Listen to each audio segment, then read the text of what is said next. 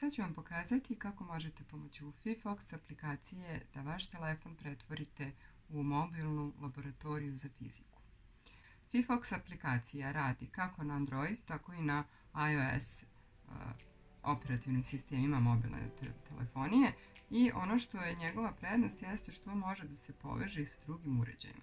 Znači vi telefon koristite kao deo laboratorije i njega ćemo da okrećemo, dok ćemo računar da koristimo za prikupljanje podataka koje ćemo moći odmah da vidimo. Vidite kako se ova posuda za mešanje salate okreće. Mi ćemo trebati telefon da okrećemo zajedno sa njom. Sad kako ćemo to uraditi? Moramo da prvo mislimo na bezbednost našeg uređaja. Znači bit će potrebno da se prvo uključi aplikacija i da uključite opciju za remote control, odnosno daljinsko upravljanje. Ovaj link koji dobijete ovo HTTP ukucavate u vaš brauzer, nakon čega ćete sve što se dešava na mobilnom telefonu moći da vidite na vašem računaru putem web brauzera.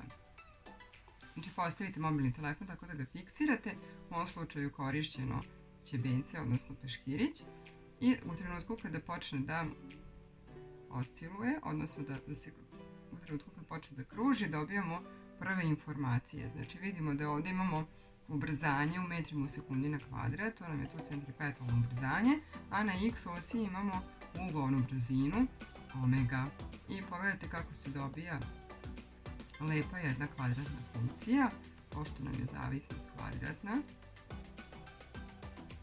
Što se duže radi eksperiment, to dobijamo sve preciznije podatke i sve bolji rezultat. Možemo da izaberemo i kvadratni plot.